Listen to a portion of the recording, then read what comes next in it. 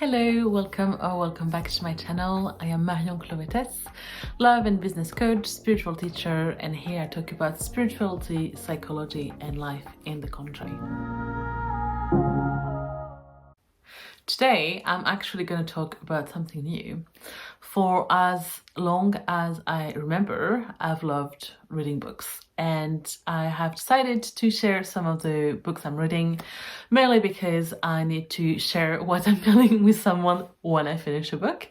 So here we go. The first book I want to talk to you about is Veronika Decides to Die, which sounds like a very dramatic title, and it is a bit, by Paulo Coelho. So you've probably heard of Paulo Coelho, or you've heard at least about his most famous book, which is The Alchemist, which if you're into spirituality or into exploring life's mysteries, definitely check it out. It is a short read, it is a profound and deep story. I've read it twice and every time I got something different out of it. It's a good one, trust me on this one.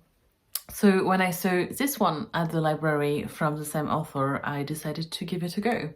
So Veronika Decides to Die is about Veronika who decides to die. So at the beginning of the book, she tries to kill herself, which once more is very dramatic, but it does happen. She wakes up later at the hospital where she's been institutionalized, I think you say,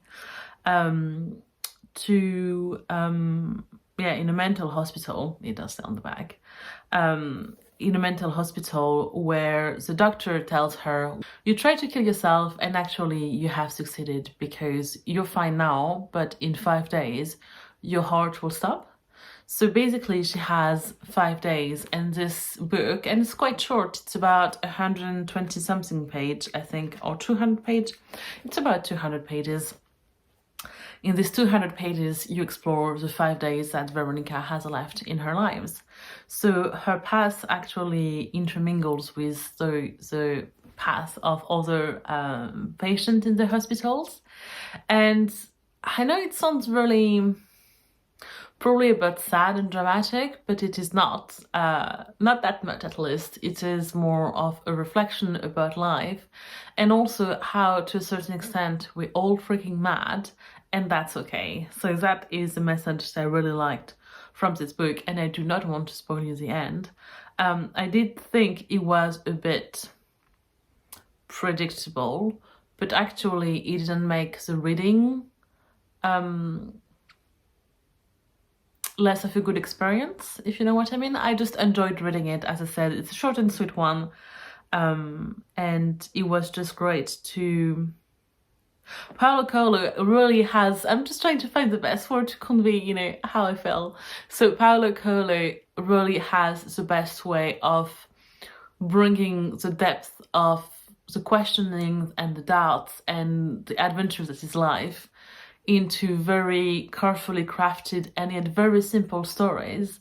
And I think his writing is very profound. I did put a bookmark onto one of them. I don't know if I can actually read a part of it. I did mean to check copyright stuff before, but I haven't.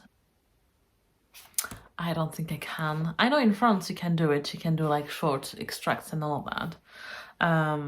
But since I'm not sure and I haven't done my research, I won't. But there are like a few places in the book where I bookmarked it and I took a picture because I want to save the quote, because it's a lovely one and it is a lovely tale of life actually, despite what the book says.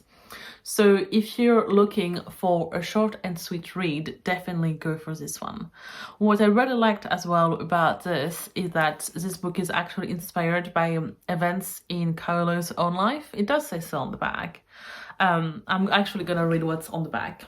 24-year-old Veronika seems to have everything: youth and beauty, boyfriends, and a loving family. A fulfilling job. But something is missing in her life.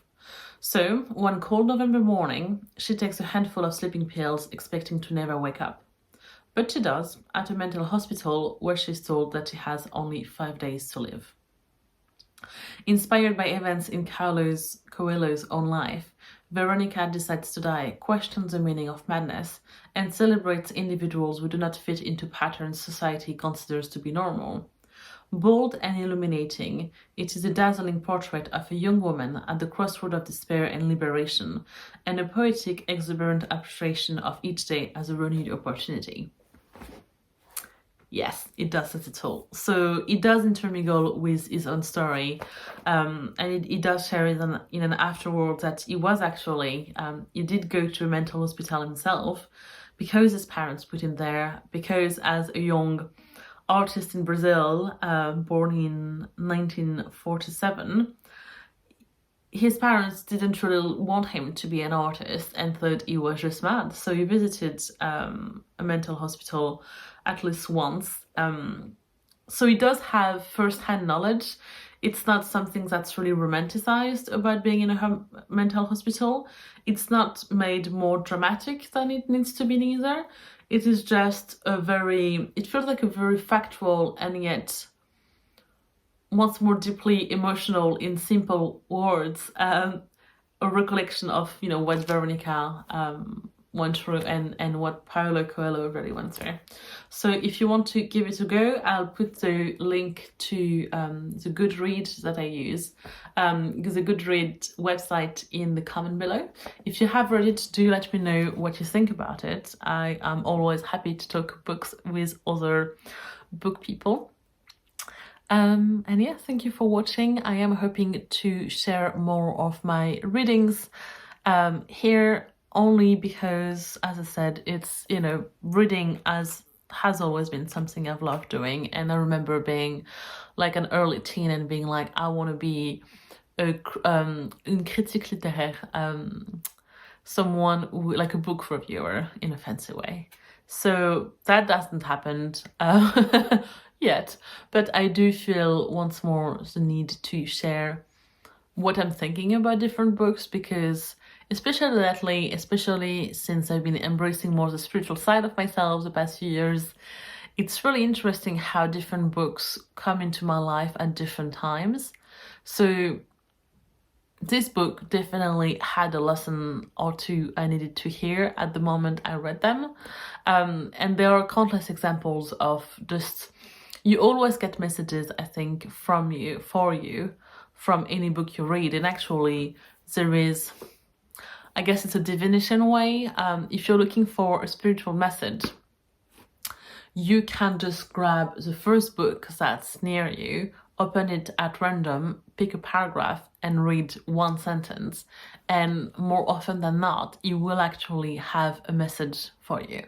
So divination, tapping into your intuition, connecting with your higher self and with your guides and all of that, does not have to be fancy. You can do it using daily things like a book, and books always have a special message to offer to their readers. Yes, it's words on paper, they come from the mind of someone, and yet there's so much more than that. So give it a try if you want to. If it's something, if it's a practice you do yourself, please let me know in the comments.